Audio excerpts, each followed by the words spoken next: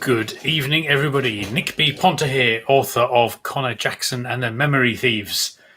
I'm not sure how many. There's one person live at the moment, so I'm afraid we're just going to have to wait here until a few people are on. We'll see, and then I'm going to get going. Whoever's there waiting, I hope you're well. Maybe it's mum and dad. I don't know. Hello, if it is. And today, two people are on now. Excellent, even better. If you have a YouTube channel, you can write in the comments. And if you haven't got a YouTube channel, you can't. So as you can see, I've written something there. So please feel free to ask questions as I go along. So I hope you're all doing well. It's 6 o'clock in the evening here in Germany. I don't know where you're from, whoever's watching. Obviously, I have to speak now until everybody goes on, until anybody else joins us, because this gets recorded and it sounds a bit silly when I go live and it's recorded and I'm just sitting here saying nothing. But it's 6 o'clock and you're on time and other people are waiting. So do you know what? I am going to get going. So Connor Jackson and the Memory Thieves. This lovely little story here is a humorous fantasy story. There are no swear words. There's nothing scary. There are no dragons. There are no witches. But there are friends. Connor, Vanessa, Ludwig and Basil. There's character development. How these four very different characters, two humans, a dog and a duck, end up working with each other. The story also combines our real world on the surface with a fantasy world below the ground. And I'm sure you must have asked yourselves questions. What do moles do? Why do they need so many molehills? Well, what the moles actually do is they store our memories in glass jars. Yes, nobody really dies. Everybody stays alive. We just don't know about it. Then they reprogram us and send us back with different assignments. But in this time below the ground, they're actually quite busy and they have special operations. And people can go on scavenging missions. They can go on different special operations missions. The moles actually do quite a lot below the ground, which we don't know. Pigeons, bird poo. There's a lot going on. Now, just to give you an update before other people join, I hope they join, just finished recording this as an audio. Just finished recording this as an audio book. It took me 3 months to do. So thank you very much, Pegasus and ACX and Audible, for giving me the opportunity for doing that.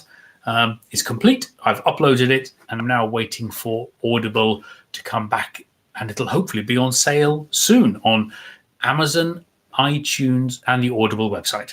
So that's coming up soon. What am I going to do today? I've got 3 readings planned.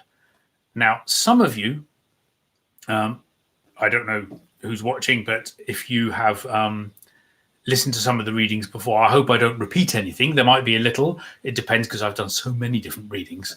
So what I'm going to do now is I'm going to start with a reading. And the first one is, let's meet some of the characters. And the characters we're going to meet now are Connor Jackson. Now, Connor Jackson is obviously the character of the book. We're going to meet his neighbour, Mr. Lawnsworthy, and his other neighbour, a child, Earl Pike. So, let's get going with the first reading.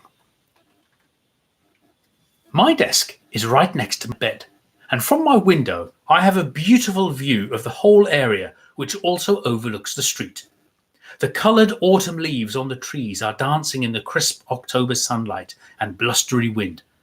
I can see my front garden, the neighbouring houses and back gardens directly to my right and left of numbers 2 and 4. Of the other houses, I can only see the front gardens. The Pike family lives next to me in number 2, Edith and Edward Pike and their child Earl. The Pikes recently had a greenhouse built in their garden, which had milky glass, so I had no idea what they were growing in there. To my right in number 4 is Mr. Lawnsworthy. Mr. Lawnsworthy lives up to his name, really. He must be around 70, and I have known him since I was a child.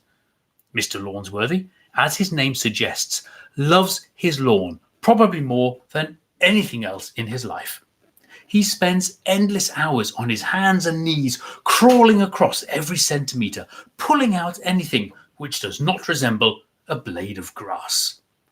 With a spirit level and a pair of scissors, he makes sure all of the grass is at exactly the same level. I always imagine that his grass represents hundreds of thousands of identical people who he has probably given names to. From spring to autumn, he cuts his lawn every 3 days, unless the weather stands in his way. He is endlessly adding some sort of concoctions to his grass to ensure it is healthy and the richest, darkest green you can imagine. It does look nice, really nice, and if he enjoys it, then that's just fine with me. Do you know that I've only ever spoken to him once in all of these years? And that was to ask him if he could look after the key to my house, just in case there was an emergency. He hung it on a hook in his hallway, and it's probably still there now. Since then, just a nod of the head in polite recognition, and that's it. Oh, and he also hates leaves, and therefore autumn is the worst time of the year for him. Leaves are not allowed to fall anywhere in his property. For the few weeks in the year when the leaves fall, Mr. Lawnsworthy is on permanent guard duty, armed with a metal stick with a sharp end and a bucket. He is always there from the first moment I look out of my bedroom window to when I close my curtains before going to sleep. There he is, running around in his garden, spiking any leaf which dares to enter his property. When it is dark, he even wears a powerful head torch to light up a few meters in front of him. It is quite funny to watch sometimes, especially on a windy day when he spikes some leaves, turns around to get some more, and then turns around again and screams in anguish as more leaves appear again where he has just cleaned. Mr. Lawnsworthy has never changed since my early childhood memories. He is still exactly the same, always wearing blue garden overalls and Wellington boots, and apart from looking older, he hasn't changed a bit. It certainly keeps him fit, because I have never seen him sick, or with a limp, or any sort of injury. No day would be the same without Mr. Lawnsworthy of number 4 Trout Lane. Come to think of it, I have never even seen anyone visit him, nor have I ever seen any family members or grandchildren. The only child I have ever seen in his garden is Earl, and the only reason I know Earl is because he was the first person ever to come up to me in the street and introduce himself.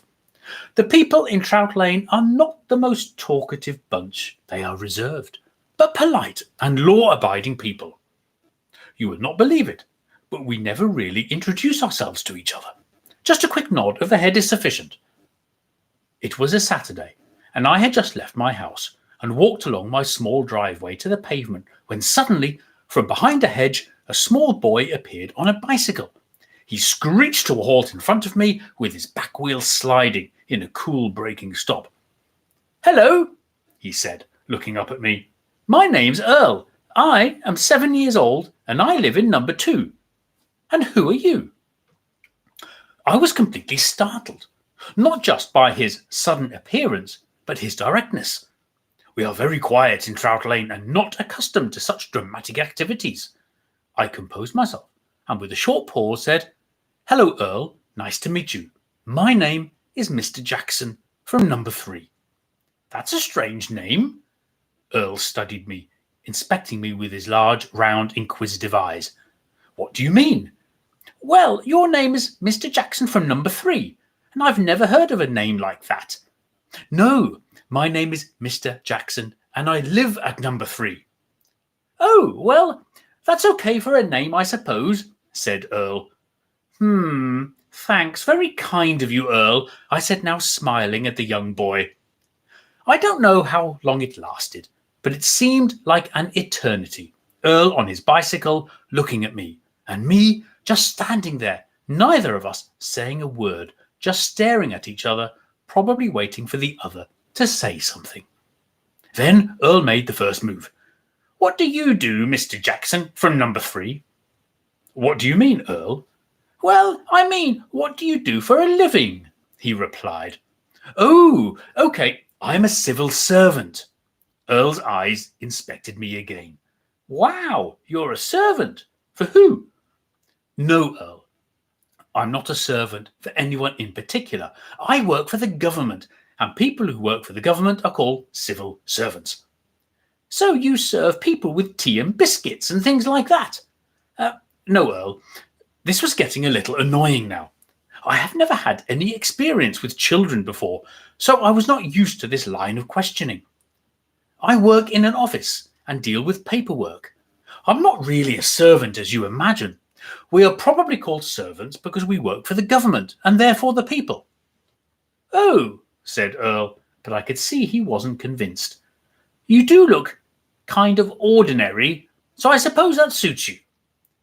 I didn't quite tell the truth to Earl that day. Well, kind of the truth, because I really do work for the government, and I really do deal with paperwork. The only problem is that I work in a special department, and I am not allowed to say what I do. Therefore, we are always told just to say that we are civil servants and work in a government office.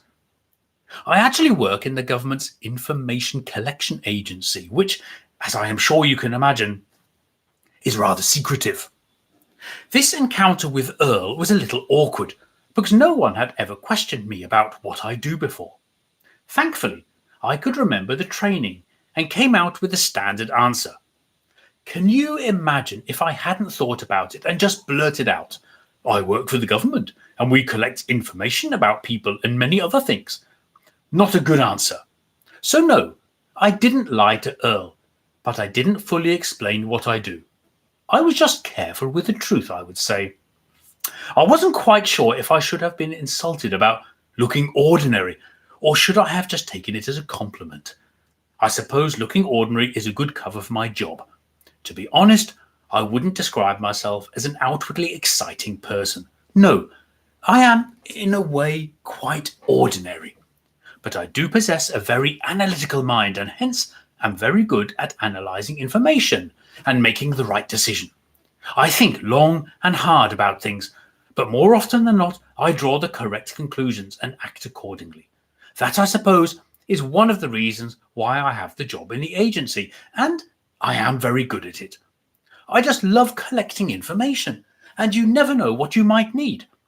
I certainly wouldn't consider myself a spiritual person, and certainly have no time for talking about things you cannot prove. No, I am a man of documents, photographs, and recorded voices. Yes, these things are my physical world, proven events that really happened. Just as quick as he arrived, he disappeared. He didn't say anything, just stood up on his pedals and cycled away as fast as he could. He then turned his head and shouted, "Nice to meet you, Mr. Jackson, from number 3. So that's the end of my first reading part. So Connor Jackson, Earl, and Mr. Lawnsworthy. Mr. Lawnsworthy plays an integral part of the book, as do other characters. So, because I'm here to do a little bit of a reading and to give you an insight of the book, I should now go on to the fantasy part, the funny fantasy. This is a little part now which is later in the book. Below the ground, they have special operations departments, and in the special operations department, they do scavenging. And they also implant themselves into other creatures on the surface. How do they do that? Well, they actually are turned into bird poo, and they splat on animals or people and integrate themselves into these. So, for example, a dog could take over a human. In this instance, which I'm just going to read, Connor Jackson is below the ground in the world of moles in the Special Operations Department, and he is being trained to be a dog. So let's go below the ground and see what's happening. I was sitting on a box waiting for my trainer to come. My dog trainer. Yes, I was chosen for training as a dog. Can you believe that? Vanessa was selected to be a cat, Basil a horse, and Ludwig a human. We were split up and taken to our respective training rooms, and that was where I was waiting when the door opened and in walked the most elegant dog I had ever seen. Hello, Connor. I am an Afghan hound, and my name is Duchess. Welcome to your training." "Thank you, Duchess. A pleasure to meet you," I stammered back. "What do you know about dogs, Connor?" I must admit, I have never owned a dog, so I don't know much. Rather nothing, to be frank. "Owned? Did you say owned?" said Duchess. "Well, this is the first key fact for you. You can't own a dog, and what's more, as you humans suppose, you cannot actually own an animal at all. You might be its master as a human, but you may never own it. If you're going on an operation as a dog, you need to study their characteristics and act exactly like they do. You certainly don't want to be given away or arouse suspicion, so you must pay attention and follow my lead." "Wouldn't it be easier to send a dog as a dog, and then there's no need to do this training?" I asked. "Of course, Connor, and we sometimes do that. But you have to remember the mission is the most important factor. If it means you going as a dog to complete a mission, then that is what you have to do. I understand so much that you have to go on a mission to retrieve an important article. A top secret mission. Well, you are the one who has the information, but you can't just go walking in as another human, can you? And we know because we've already tried. The 2 policemen guarding your house didn't fall for it and sent them packing. Therefore, you need to go in as something else, something which cannot be suspected. Therefore, it is better to train for the unexpected and be prepared for all eventualities. This is why we are called special operations. The more life forms you are trained in, the more versatile you are as an operative. Today, you will be trained as a dog, and next week maybe as something else. Our most highly trained operatives can pass off easily as over 10 different types of creature without raising any suspicion. Any questions? Sounds plausible to me, and I will of course do this. Dogs. What do I know about dogs? Well, generally, they live in houses and bark when the doorbell rings. They cannot open cans and therefore have to wait to be given food. Also, they have to be taken for walks, to go to the toilet, and if they are not well trained, they have to be kept on a lead. There we go. That's a good start, I think. Oh yes, one more thing. They believe that doors open magically if they just stare at them long enough. Oh dear, there's a lot more to the life of a dog. Anything else you might know?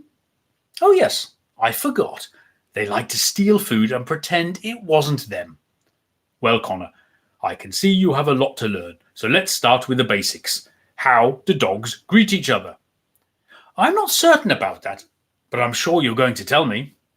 Dogs greet each other by sniffing their rear ends. That's also how they identify. I felt disgusted just about the thought of it. Lovely. I'll just pretend to be a very shy dog. Let's move on to the next topic, please. Duchess looked at me sternly. Oh no, Connor. You will have to practice it, or you are not going anywhere. We will try it out in a few minutes' time, along with some other basics. Oh, no, I'm not. I'm not sniffing your rear end. No offense, Duchess, but no. No offense taken, but you will have to do it if you want to go on a special mission. Think yourself lucky. If I were a cat, you would have to learn to stand on a ridiculously narrow things, high above the ground. The thought even makes me shudder. And then there is this fur-licking part and puking it back out after. Blah. No, that is disgusting, Connor. Think yourself lucky.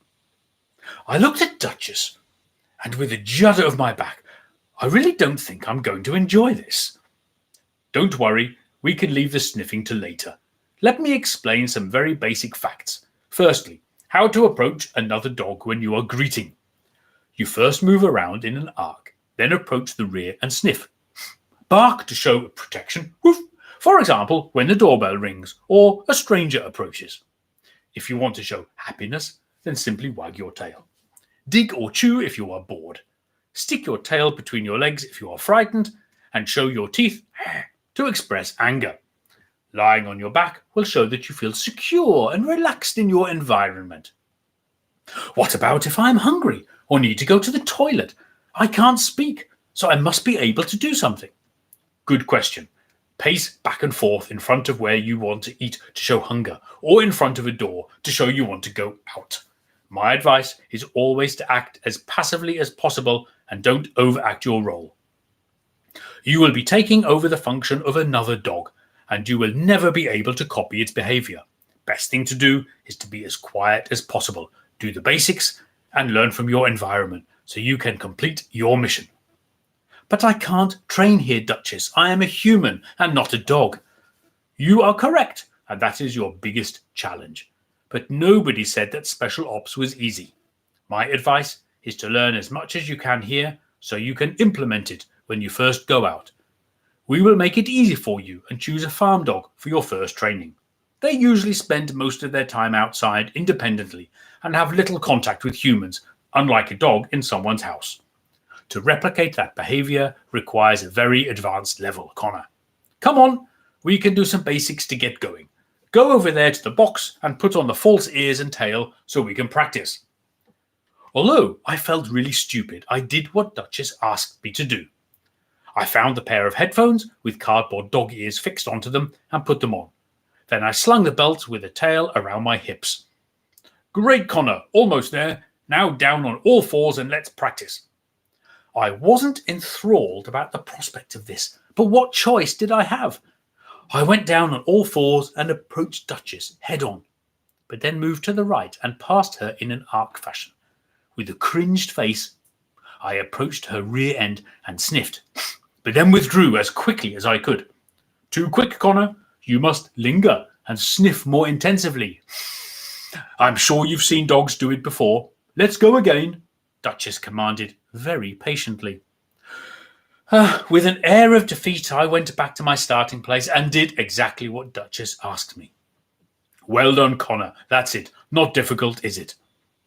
We then played through some different scenarios, such as requesting food, indicating to go to the toilet, barking for protection, and so on. By the end of the day, I had learned the basic dog behavior and was probably just able to pass off as a very passive farm dog, hoping I could avoid meeting any other dogs so I would be spared the initial greeting ritual. So, ladies and gentlemen, that was Connor Jackson being trained to go as a dog. Now, his other friends, they also are being trained to be other things. Vanessa, a cat. Vanessa is a human, by the way, Vanessa Forsyth Twike, daughter of the Mayoress Felicity Forsyth Twike. These lovely names in my book. Then there is also Basil. He's a duck. Basil is trained to go as a horse. And Ludwig is the dog. And Ludwig was going back to be trained as a human, something he was extremely happy about. So we're now going to go into a funny part of the book. And this is their training to be bird poo. Yep, bird poo. This is how they infiltrate themselves into other beings. They have to land on another being as bird poo. So I'm going to go straight into this little part and see if you enjoy it. Wow, that was great, said Ludwig.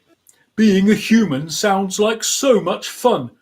I can eat when I want, whenever I want, go to the toilet by myself. In fact, I can decide about everything. Fantastic.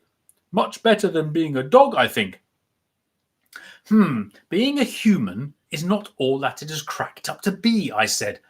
You have to go to work every day, cook your own food, do the cleaning by yourself, and pay tax to the government, of course. Tax? What's that? Best you don't busy yourself with that, Ludwig. Just enjoy yourself.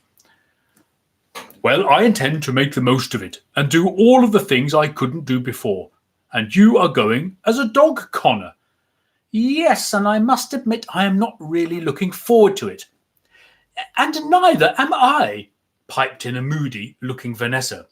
Oh, not a surprise there, added Basil sarcastically. I have to go as a cat and catch mice at night time and learn how to fight. Imagine that, said Vanessa.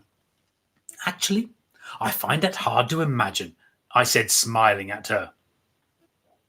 My name is Flight Sergeant Splat. A mole in a blue Air Force uniform shouted at us as he entered the room. You must all pay special attention as this is the most complicated part of the mission. If you fail, you have to come back and try again, and that, ladies and gentlemen, takes time and effort.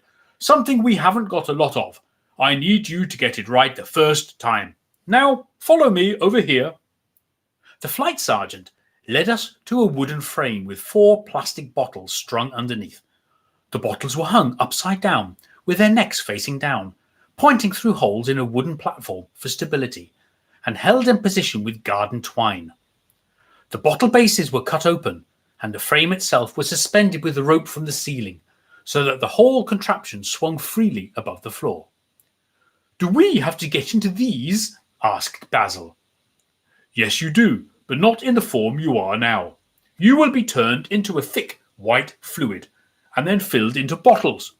This way, you can be dropped above your target by our bombing birds." My face had already turned white, but from fear. "Will we be aware what is going on?" "Yes, you will be fully aware of everything and communicate with the mice until the release point." "Mice? Did you say mice?" asked Vanessa. "Yes, the mice are the direction finders and stand on the platform next to the bottles. They take aim and then release you. All you have to do is stretch out your arms and legs and control the direction of your drop." "You mean like parachuting?" I asked. "Correct, but without a parachute. The fluid is very thick, and you are inside it in a miniature form. When you stretch out your arms and legs, you will change the shape of the bomb and thus control your fall. Your job is to steer directly onto the target." "How the hell can we practice that here?" asked Vanessa, with a questioning expression on her face. "I was just coming to that. Come over here to my flip chart, and I will teach you how to steer." The flight sergeant then showed us using pictures on the flip chart and explained how we could control our descent. It sounded easy in theory, but I was sure it would be much more difficult in practice. So, just to recap, push out your arms and legs in a star shape, and you will stretch the fluid and slow down your descent. Tilt to the right, and you will fly to the right. The same applies to the left. Move your weight to the right, and you will fly to the right. The same applies to the left. Move your weight forward and you will dive and increase your speed. Got it? I suppose so. When will we try it out? I was not so convinced that we had enough training.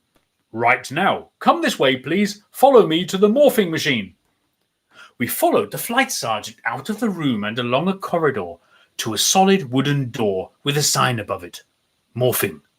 Where we found Mr. Tinker waiting for us, standing next to a strange contraption with lots of different cables coming out of it. "I hope you've all listened carefully," said Mr. Tinker, and stared at him with big eyes. "Please don't worry, this is completely safe and won't hurt, I promise. All you have to do is jump into this big canister and wait for the process to begin. It only takes a minute and you will be awake and aware of everything," he said. "Exactly what process?" asked Vanessa, looking puzzled. "A miniaturizing fluid will be poured in, the canister sealed, and then shaken with you in it. You will then come out as a very thick fluid resembling bird poo. We've used this thousands of times and it works just fine. I will program the machine so that your mixture will only work for 2 days, so you must return before that time is over. For other, more sophisticated operations, I can program it for longer periods of time. Trust me, I've done this loads of times." "You are going to turn me into bird poo?" Vanessa was shocked. "This is getting worse as the day goes by. What next?" "Yep," replied Mr. Tinker simply. "Right, who's first?" I put my hand up, climbed up a ladder to the top of the canister and lowered myself inside. I looked up and saw a funnel, a lever and a mole grinning down at me. The canister was made of clear plastic, so I could see the nervous faces outside, and they could quite easily see the fear on my face. Vanessa simply made the thumbs up sign to me, but I didn't return her gesture. Mr. Tinker nodded to the mole above me, who immediately pulled the lever to release a thick white fluid, which splattered right on top of me and filled up the entire canister. I could just about make out the shapes of the others through the thick liquid. It was a strange sensation, sitting in thick goo and still being able to breathe. My motions were naturally slower, but I regained all of my senses. Mr. Tinker and the mole put the lid on and screwed it shut. "Stand back, please," I could hear him say. And that is the start of Connor Jackson going away on a bombing mission. Now, I'm coming towards the end of the reading because I think 30 minutes is usually enough. And I've read quite a lot, and you've met some of the characters. You've experienced some of the humorous parts of the book and what really goes on below the ground. Yes, lots of people don't know that. But I'm going to finish with a very, very short reading, which seems to be the most popular reading. I've done lots of readings, and people love this part. I'm now going to do 2 women's voices. Yes, and if you've heard before, I think you might guess. I'm going to do a very short reading of Felicity Forsyth Twike, who is the mayoress in the Molehamptons and the owner of the food factory, and Vanessa's mother, and Jemima Kingston, who is Connor's boss. So get ready for 2 women's voices. "Oh, just how divine," squawked Felicity Forsyth Twike. "Since when have you had this little darling?" she added in a high-pitched voice. "Oh, what's its name?" "This, Felicity, is Cromwell," replied Jemima Kingston. "I've only had him since last week. It was rather strange, you know. The doorbell rang on Thursday last week, and I found Cromwell just sitting on my doorstep, looking up at me. Nobody else was there, and also there was no note, just a dog collar with the name Cromwell on it." "Really?" Felicity Forsyth Twike replied, slowly and somehow sheepishly, but didn't look surprised when she said it. She coughed, composed herself, and carried on. "One just doesn't abandon a dog on one's doorstep. Surely someone from that rabble at Lower Molehampton," she added haughtily. "We from Upper Molehampton just wouldn't do anything like that. How could anyone? He's just so delightful. I love dogs. Our family has always had dogs. I'm sure you know it is a toy fox terrier," she said with the aloof authority of a schoolmistress. "In fact, I just love all animals." "Have you got anything to do with Felicity? You reacted as though you had a hand in it." "Oh, Jemima, shame on you to utter such a thing. Of course not." "And anyway, Felicity, it's a Chihuahua," retorted Jemima smugly. "Oh, I knew that. You know, they are very similar."